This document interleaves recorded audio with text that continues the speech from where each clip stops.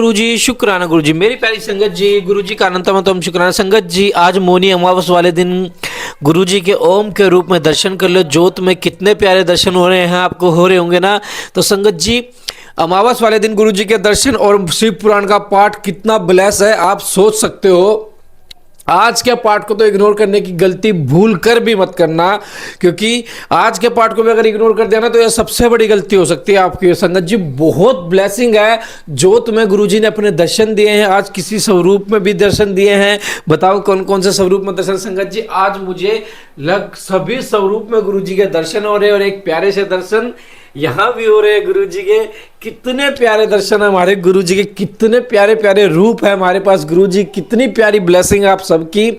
और संगत जी, शिव पुराण के पाठ में अपनी हाजिरी जरूर लगाएं, प्यारा सा कमेंट करके जय गुरुजी, शुक्राना गुरुजी। और गुरुजी के दर्शन जिसको हो गए वो भी जय गुरुजी, शुक्राना गुरुजी। संगत जी, कमेंट करने से हमारी हाजिरी लगती है, हम उसे समझते हैं, हम उस चीज में आगे बढ़ते हैं। एक एक शब्द का अर्थ समझो संगत जी। ये शिव पुराण आपको घर बैठे इसलिए करवाया जा रहा है ताकि आपके जन्मों जन्मांतर के कष्ट कट सके, आपको हर चीज से मुक्ति मिल सके। और अमावस, मौनी अमावस वाले दिन आपको पाठ सुनने को मिल रहा है, रिकॉर्ड ही है आपके लिए, और आपको यह कल घर बैठे सुनने को मिलेगा। आपके लिए पाठ रिकॉर्ड करवा रहे हैं गुरुजी, और आपको मौनी अमावस वाले दिन आपको इतनी प्यारी ब्लेसिंग दिलवा रहे हैं ना संगत जी। संगत जी, बहुत ब्लेसिंग है। जय गुरुजी, शुक्राना गुरुजी। आइए आज के पाठ को शुरू करते हैं गुरुजी के मंत्र जाप के साथ। और संगत जी, आपको कोई भी डाउट हो, किसी को कोई भी ब्रेसलेट सेवा, चरण स्वरूप सेवा चाहिए तो आप हमें कॉल, व्हाट्सएप पे कॉल कर सकते हैं। हम आपको नंबर दे देंगे, जो जो आंटी और अंकल जी सेवा करते हैं तो हम आपको बिल्कुल शेयर करेंगे। तो संगत जी, आप वहाँ से अपने ले सकते हो, से अपने जो भी आपको ब्रेसलेट स्वरूप वगैरह चाहिए है, पॉकेट स्वरूप चाहिए। तो आइए आज के पाठ को शुरू करते हैं गुरुजी के मंत्र जाप के साथ। ओम नमः शिवाय शिवजी सदा सहाय, ओम नमः शिवाय गुरुजी सदा सहाय। संगत जी, देखो गुरुजी ने कितनी प्यारी सेवा भी करा दी और आपको अपनी ब्लेसिंग भी दे दी कि अमावस वाले दिन, मौनी अमावस वाले दिन आपको ब्लेसिंग भी दे दी कि पाठ को सुनो, और पाठ के बाद आप हमें कभी भी कमेंट कर दो, हम आपको नंबर प्रोवाइड करवा देंगे।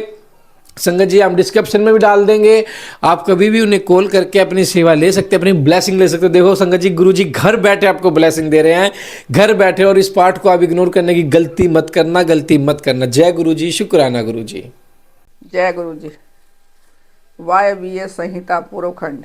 प्रयाग में ऋषियों द्वारा समाधि सूत जी के द्वारा कथन का आरंभ। विद्या स्थानों एवं पुराणों का परिचय था। वायु संहिता का प्रारंभ।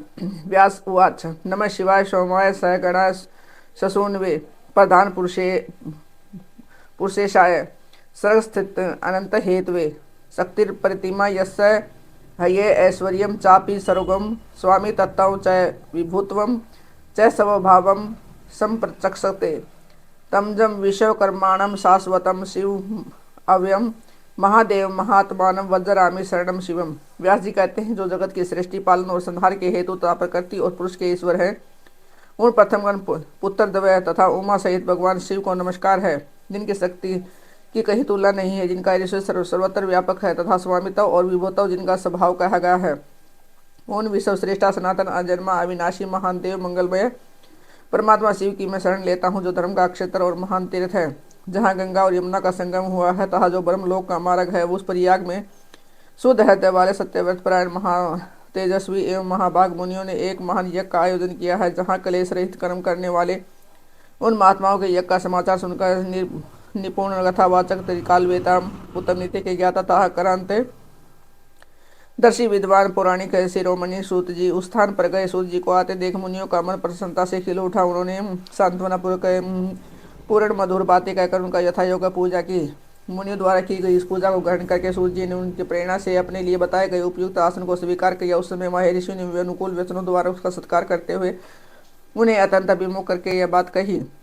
ऋषि बोले, शिव भक्त शिरोमणि महाबुद्धिमान महाभाग रोम हर्षण जी, आप सर्वज्ञ हैं और हमारे महान सौभाग्य से यहाँ पधारे हैं। तीनों लोकों में ऐसी कोई बात नहीं है जो आपको विदित न हो। आप भाग्यवश हमें दर्शन करने के लिए स्वयं यहाँ आ गए हैं, अतः हमारा कोई कल्याण किए बिना आपको यहाँ से यथार्थ नहीं जाना चाहिए। इसलिए आप हमें शीघ्र यह पवित्र पुराण सुनायो। अत्यंत श्रवणीय उत्तम तथा ज्ञान से युक्त वेदांत के सार सर्व से प्रसंपन्न हो वेदवादी मुनियों ने जब इस प्रकार प्रार्थना की, तब सूत जी ने मधुर न्याय युक्त एवं शुभ वचनों में उन्हें इस प्रकार उत्तर दिया। सूत जी ने कहा, मैं ऋषियों, आपने मेरा सत्कार किया और मुझ पर कृपा की है। ऐसी दशा में आपसे प्रेरित होकर मैं आपके समक्ष मैं ऋषि द्वारा सम्मानित पुराण का भलीभांति प्रवचन क्यों नहीं करूँगा। अब मैं महादेव जी, देवी पार्वती, कुमार सकंद, गणेश जी, नंदिता, सत्यवती कुमार, साक्षात भगवान व्यास को प्रणाम करके उस परम पवित्र वेद तुल्य पुराण की कथा कहूँगा जो शिव तत्व के ज्ञान का सागर है,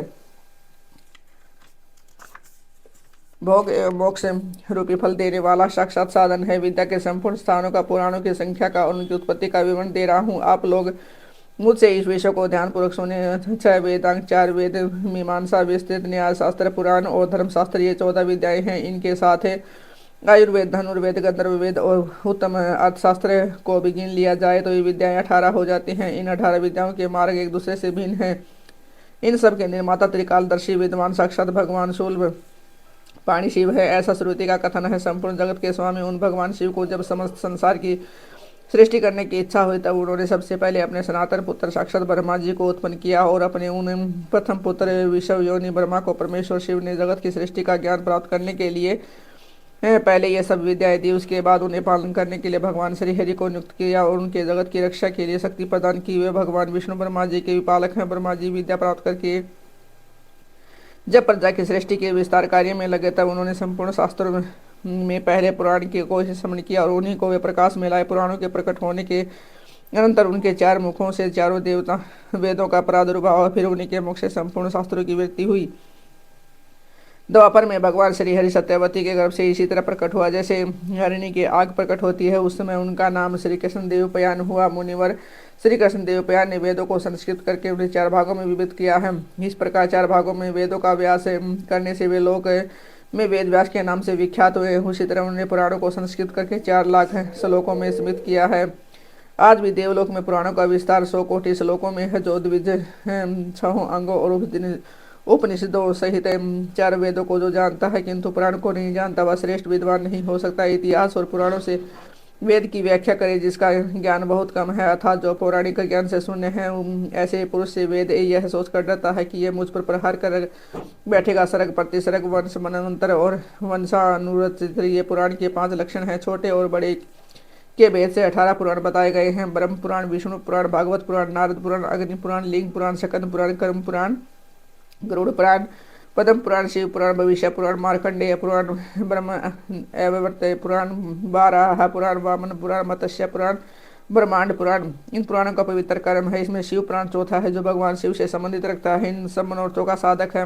इस ग्रंथ की श्लोक संख्या 1 लाख है और ये 12 संहिताओं में विभक्त है। इसका निर्माण साक्षात भगवान शिव ने ही किया है तथा इसमें धर्म प्रतिष्ठित है। वेद व्यास ने इसे 1 लाख श्लोक वाले शिव पुराण को संस्कृत कर 24,000 श्लोकों का कर दिया है। इसमें 7 संहिताएं हैं। पहली विद्वेश्वर संहिता, दूसरी रुद्र संहिता, तीसरी रुद्र संहिता, चौथी कोटि रुद्र संहिता, 5वीं उमा संहिता, 6ठी कैलाश संहिता और 7वीं वायव्य संहिता। इस प्रकार इसमें 7 ही संहिताएं हैं। विद्वेश्वर संहिता में 2000, रुद्र संहिता में 10,500, शतरुद्र संहिता में 2180, कोटि रुद्र संहिता में 2240, उमा संहिता में 1840, कैलाश संहिता में 1240 तथा वायव्य संहिता में 4000 श्लोक हैं। इस परम पवित्र शिव पुराण को आप लोगों ने सुन लिया। केवल 4000 श्लोकों की वायव्य संहिता रह गई है जो 2 भागों में युक्त है। उनका वर्णन मैं करूंगा। जो वेदों का विद्वान न हो उसे इस उत्तम शास्त्र का वर्णन नहीं करना चाहिए। जो पुराणों को न जानता हो, जिसकी पुराण पर श्रद्धा न हो, उसे भी इसकी कथा नहीं करनी चाहिए। जो भगवान शिव का भगत हो, शिवोक्त धर्म का पालन करता हो, दोष दृष्टि से रहित हो, उस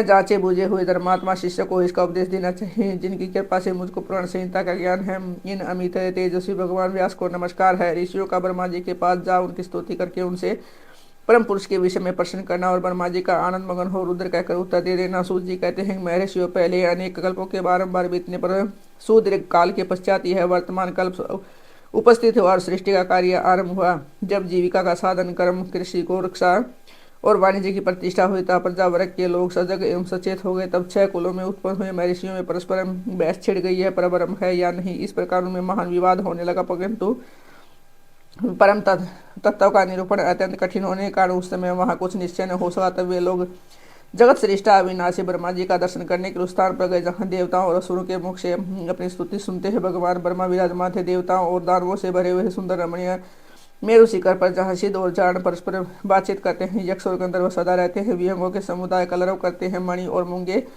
जिसकी शोभा बढ़ाते हैं तथा निकुंज कंदराए छोटी गुफाएं और अनेक अनेक निर्झर जिसे शोभित करते हैं।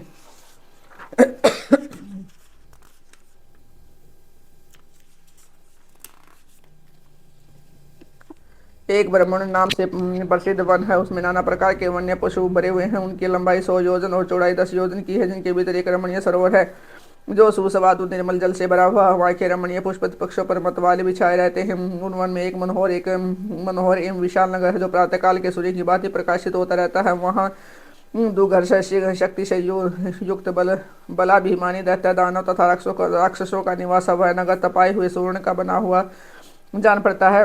उसकी 4 दीवारियां और सदर फाटक बहुत ऊंचे हैं। छोटे बुर्जों, डालू, छतों, आवास स्थान तथा सैकड़ों गलियों से उस नगर की बड़ी शोभा है। यह विचित्र बहुमूल्य मणियों से आकाश को चुमता सा प्रतीत होता है तथा कई करोड़ विशाल भवनों से अलंकृत है।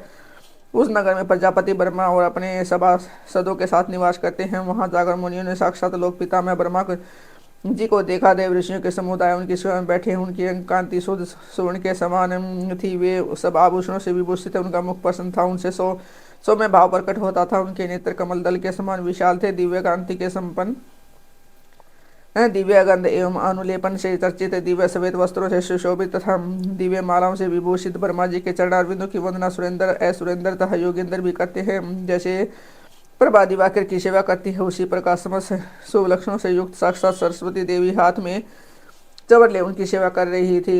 इससे उनकी बड़ी शोभा हो रही थी। ब्रह्मा जी का दर्शन करके उन सभी महर्षियों के मुख और नेत्र खिल उठे। उन्होंने मस्तक पर अंजलि बांधकर उन असुर श्रेष्ठ की स्तुति की। ऋषि बोले, संसार के श्रेष्ठ पालन और संहार के हेतु 3 रूप धारण करने वाले आप पुराण पुरुष परमात्मा ब्रह्मा को नमस्कार है। प्रकृति जिनका शरीर है, जो प्रकृति में अक्षोभ उत्पन्न करने वाले हैं तथा प्रकृति रूप में 23 विकारों से युक्त होने पर भी जो वास्तव में निर्विकार है, उन ब्रह्मदेव को नमस्कार है। ब्रह्मांड जिनकी देह है, तो भी जो ब्रह्मांड के उदर में निवास करते हैं, वहां रहकर इनके कार्य और कर्ण समय के रूप से सिद्ध होते हैं, उन ब्रह्मा जी को नमस्कार है।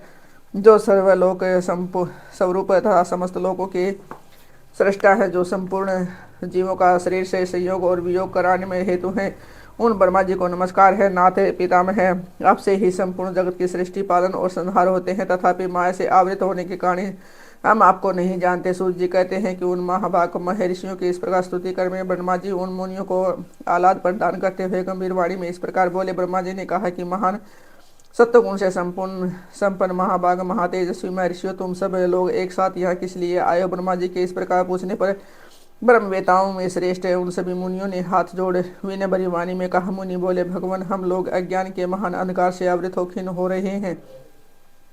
परस्पर विवाद करते हुए हमें परम तत्व का साक्षात्कार नहीं हो रहा है। आप संपूर्ण जगत के धारण पोषण करने वाले हैं तथा समस्त कारणों के भी कारण है। नाथ, यहाँ कोई ऐसी वस्तु नहीं है जो आपको विदित न हो। ऐसा कौन ऐसा पुरुष है जो संपूर्ण जीवों के पुरातन अंतर्यामी उत्कृष्ट विशुद्ध परिपूर्ण एवं सनातन परमेश्वर है? कौन अपने अद्भुत क्रियाकलाप द्वारा सबसे प्रथम संसार की सृष्टि करता है? हम अपराज्ञ हमारे संदेह का निवारण करने के लिए आप हमें परमार्थ तत्व का उपदेश दें। मुनियों के इस प्रकार पूछने पर ब्रह्मा जी के नेत्र आश्चर्य से खिल उठे। हुए देवताओं, दानवों और मुनियों के निकट खड़े हो गए और चिरकाल तक ध्यान मगन हो। रुद्र ऐसा कहते हुए आनंद विभोर हो गए। उनका सारा शरीर पुलकित हो गया और वे हाथ जोड़कर बोले, ब्रह्मा जी के द्वारा परम तत्व के रूप में भगवान शिव की ही महत्ता का प्रतिपादन, उनकी कृपा को ही सब साधनों का फल बताना तथा उनकी आज्ञा से सब मुनियों का नैमिषारण्य में जाना।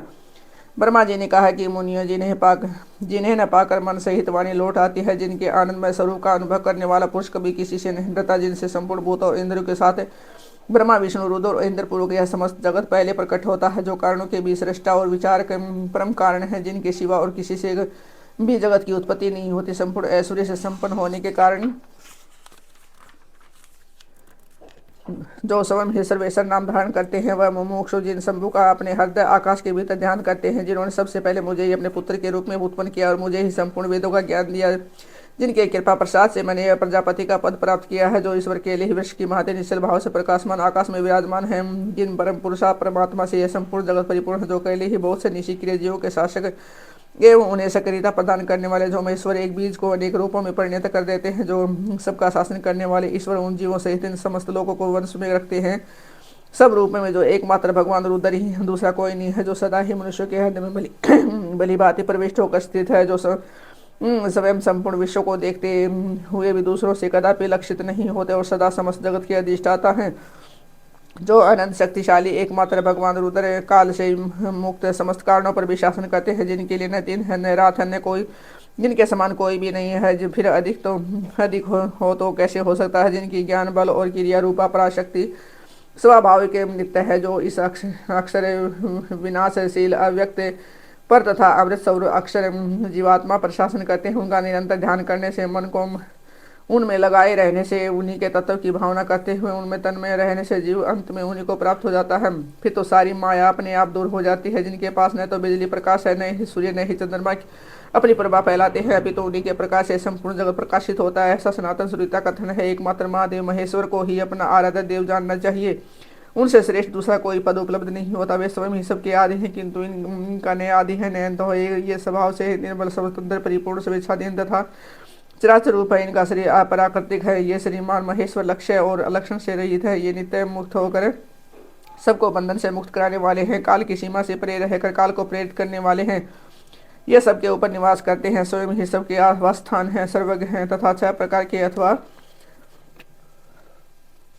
युक्त संपूर्ण जगत के पालक हैं। उत्तरोत्तर उत्कृष्ट भूतों से वे परम उत्कृष्ट है, उनसे बढ़कर दूसरा कोई नहीं है। आनंद आनंद राशि रूपी मकरंद का पान करने वाला मधुव्रत है। अखंड ब्राह्मणों को मसल कर मृत्यु पंड के समान कर देने वाली कला में पंडित हैं। उदारता, वीरता, गंभीरता तथा मधुरता के महासागर हैं।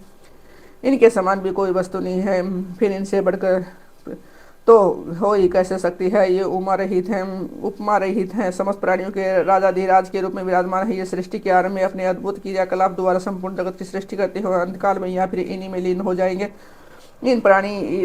सब प्राणी इनके वश में है और सबको ही विभिन्न कार्यों में नियुक्त करने वाले हैं। प्राप्त भक्ति से इनका दर्शन होता है, न किसी प्रकार से कभी नहीं। व्यर्थ संपूर्ण दान, तपस्या, नियमता सभी साधनों से पूर्व काल में सत्पुरुष ने भाव शुद्धता अनुराग की उत्पत्ति के लिए ही बताता है। इसमें संशय नहीं है। मैं भगवान विष्णु, रुद्र देवता, दूसरे देवता एवं असुर आज भी उग्र तपस्या के द्वारा उनके दर्शन की इच्छा रखते हैं। धर्म भ्रष्ट, मूढ़, दुष्ट और घृणित आचार विचार वाले लोगों को उनका दर्शन होना असंभव है। भक्तजन भीतर और बाहर भी उन्हीं का पूजन एवं ध्यान करते हैं। वह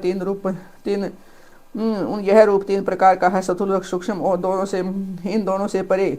हम सब देवता आदि जिस रूप को प्रत्यक्ष देखते हैं वह स्थूल रूप का दर्शन केवल योगी को होता है। उससे जो भी परे है वह नित्य ज्ञान स्वरूप, आनंदमय और अविनाशी भगवत स्वरूप है। वह उसमें निष्ठा रखने वाले भजन प्राण भक्तों की ही दृष्टि में आता है। भगवत व्रत का आश्रय लेने वाले भक्त ही उसको देख पाते हैं। इस विषय में अधिक कहने से क्या लाभ है। गुहे से भी गुहतर एवं उत्कृष्ट साधन है भगवान शिव के प्रति भक्ति। जो इस भक्ति से युक्त है वह संसार बंधन से मुक्त हो जाता है, इसमें संदेह नहीं है। यह भक्ति भगवान शिव की कृपा से उपलब्ध होती है और उन्हीं की कृपा से भक्ति से ही संभव होती है। इस प्रकार ये दोनों एक दूसरे के आश्रित हैं। ठीक वैसे ही जैसे अंकुर से बीज और बीज से अंकुर होता है, जीव को भगवत कृपा से ही सर्वत्र सिद्धियां मिलती है। संपूर्ण साधन से अंत में भगवान की कृपा से ही साध्य है।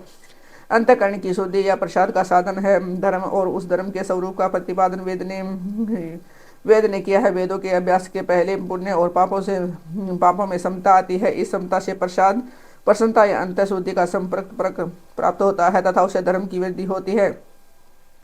धर्म की वृद्धि से पशु के पापों का अक्षय होता है। इस तरह हम जिसके जीव पाप अक्षीण हो गए हैं, उस जीव को अनेक जन्मों के अभ्यास से कर्म से उमा महेश्वर के तत्वों का ज्ञान प्राप्त होकर उसके हृदय में उनके प्रति भक्ति का उदय होता है। उस भक्ति भाव के अनुरूप ही महेश्वर के कृपा प्रसाद का उद्रेक होता है। इस प्रसाद से कर्मों का त्याग होता है। कर्मों के त्याग का अभिप्राय उनके फलों के त्याग से है, कर्मों के स्वरूप त्याग से नहीं। यह सिद्ध हुआ है कि कर्म फलों के त्याग से शिव धर्म में मंगलमयी प्रवृत्ति होती है। इसके शिवा का कृपा प्रसाद प्राप्त करने के उद्देश्य से तुम सब लोग अपनी स्त्री, पुत्र और अग्नियों के साथ वाणी और उन मन के दोषों से रहित होकर एकमात्र भगवान शिव का ही ध्यान करते रहो। उन्हीं में निष्ठा रखकर उनके भजन में तत्पर रहो।